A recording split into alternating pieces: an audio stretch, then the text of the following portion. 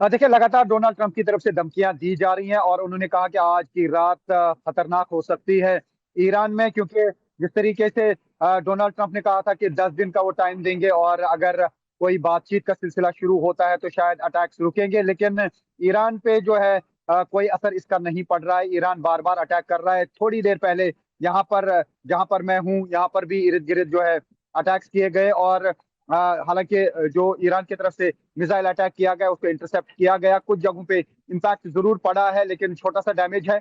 लेकिन जिस तरीके से ईरान की तरफ से लगातार जो है अटैक्स किए जा रहे हैं इसराइल पर और मिडल ईस्ट की बाकी कंट्रीज पे, ऐसा लगता है कि ईरान बातचीत के लिए तब तक रेडी नहीं हो सकता जब तक उनकी कंडीशन नहीं मानी जाएंगी। और यहाँ से इसराइल और यूएस भी शायद वहां पे अटैक्स नहीं रोकेगा जब तक उनकी कंडीशन नहीं मानी जाएगी। तो ऐसे में यह कहा जा सकता है कि तबाही हर साइड से हो सकती है। और दूसरी तरफ से लेबनान में भी लगातार युद्ध जारी है। इसराइली फोर्सेस ग्राउंड पे हैं लेबनान में, साउथ लेबनान के अंदर चले गए हैं और वहां हिजबुल्लाह के साथ युद्ध जारी है।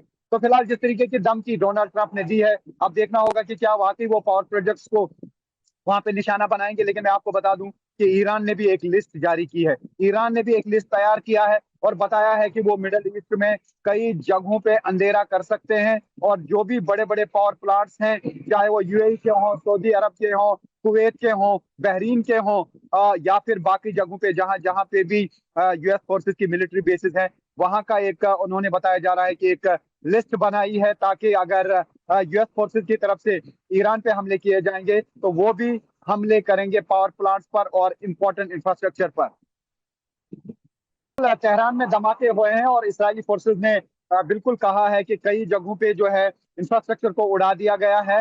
तो ये लगातार जो है अटैक्स का सिलसिला जारी है। पहले ही 2 हफ्ते में इजरायली फोर्सेस और यूएस फोर्सेस ने दावा किया था कि 92,000 टारगेट्स पे उन्होंने अटैक्स किए हैं। उसके बाद हॉस्पिटल्स पे अटैक किए गए, मेडिकल कॉलेज पे अटैक किया गया, एक बहुत बड़ा ब्रिज जो है जो एक एरिया को दूसरे एरिया के साथ कनेक्ट करता था उसको उड़ा दिया गया। और भी काफी दावे जो हैं इजरायली फोर्सेस ने किए हैं और कई विमान जो हैं वो उड़ाने का भी इजरायली फोर्सेस ने दावा किया है। तो लगातार ईरान में जो है एक के बाद एक अटैक हो रहे हैं, और जिस तरीके से एक बड़ा ऑपरेशन यूएस ने वहां पे लॉन्च किया और अपने दोनों पायलट्स को बचाया, उसके बाद जो है वो क्रेडिट जरूर लेना चाह रहे हैं डोनाल्ड ट्रंप। और अपनी स्पीच में उन्होंने कहा कि एक बहुत बड़ा काम यूएस के फोर्सेस ने अंजाम दिया, जो मुश्किल टास्क था, जिसमें खतरा हो सकता था, सैकड़ों यूएस के फोर्सेस जो हैं वो मारे जा सकते थे, लेकिन उन्होंने वो जो रिस्क ले लिया और दोनों पायलट्स को वहां से जिंदा निकाला। अगर हालांकि वो पायलट ईरान के पास आ जाते तो एक बार्गेनिंग ग्राउंड बन सकता था, एक बड़ी कामयाबी आईआरजीसी के लिए हो सकती थी। लेकिन बहरहाल यूएस फोर्सेस ने वहां पे लगातार 48 घंटे तक ऑपरेशन चलाया और अपने हेलीकॉप्टर्स को इस्तेमाल किया, हर उस रिसोर्स को इस्तेमाल किया जो उनके पास था, और दोनों पायलट्स को उन्होंने बचा लिया। हालांकि वहां पे अगर ईरान के पास ये 2 पायलट फंस जाते तो एक बहुत बड़ा उलटफेर हो सकता था ईरान की तरफ से यूएस पर।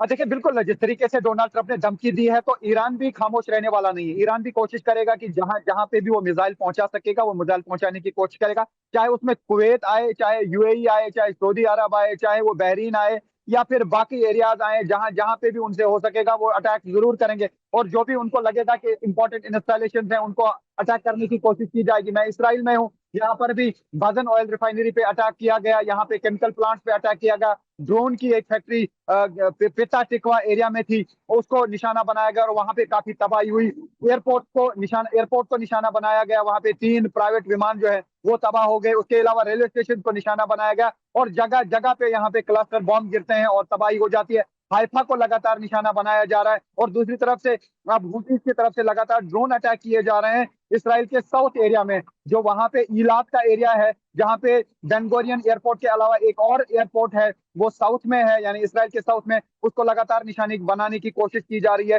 हुटीज की तरफ से। तो ये कहा जा सकता है कि मल्टी फ्रंट ये वार है, जहां एक तरफ से यूएस फोर्सेस और इसराइली फोर्सेस ईरान में अटैक कर रहे हैं, वहीं दूसरी तरफ से हुटीज, हिजबुल्लाह और यहाँ ईरान जो है ये इसराइली फोर्सेस के साथ लगातार लड़ रहे हैं। देखिए, बिल्कुल रास्ते बंद हो जाते हैं। जिस तरीके से हार्मोज को बंद करके एक दबदबा कायम किया ईरान ने और मजबूर किया है डोनाल्ड ट्रंप को ये कहने के लिए कि बातचीत करनी है। हालांकि डोनाल्ड ट्रंप लगातार धमकियां दे रहे हैं और अपनी पावर का इस्तेमाल कर रहे हैं, लेकिन कहीं ना कहीं जो स्ट्रेटेजिक लोकेशंस हैं उन पे जब हमले होते हैं तो सब कुछ रुक जाता है। ये रास्ते जब बंद होंगे, जब ब्रिज तबाह हो जाएंगे, जब पावर प्लांट पे हमला होगा, जब वाटर डिसैलिनेशन प्लांट पे हमले होंगे तो लोग पानी के लिए तरसेंगे, और अगर बिजली के पावर प्रोजेक्ट्स जो हैं, यानी बिजली के प्रोजेक्ट्स जो हैं, अगर उन पे हमले किए जाएंगे तो पूरा अंधेरे में हो जाएगा पूरा मिडिल ईस्ट। तो अभी जितनी भी वाइटल इंस्टॉलेशन है, जितनी भी इंपॉर्टेंट इंस्टॉलेशन है, शायद अब उनको टारगेट किया जाएगा, क्योंकि डोनाल्ड ट्रंप ने धमकी दी है। और अगर ईरान में पावर प्लांट पे हमला होगा तो जो भी ताकत ईरान के पास होगी मिसाइल्स की, वो बरमार कर देंगे अलग अलग जगहों पे। अगर वो इसराइल को नुकसान नहीं पहुंचा पाएंगे तो कम से कम वो कोशिश करेंगे उन जगहों पे हमला करने की जहां जहां पे भी यूएस फोर्सेस की बेसिस हैं, यानी जहां जहां पे भी इसराइली ये जो यूएस फोर्सेस प्रेजेंट हैं, उन कंट्रीज को वो जरूर निशाना बनाएंगे दबाव बनाने के लिए। भले ही उसमें यूएई नाराज हो, चाहे सऊदी अरब नाराज हो, कुवैत हो या फिर बहरीन हो, जरूर ईरान उनको टारगेट करेगा। जिस तरीके से अभी तक सैकड़ों मिसाइल जो हैं उन एरियाज की तरफ फेंके गए और वहां पे भी काफी तबाही हुई है।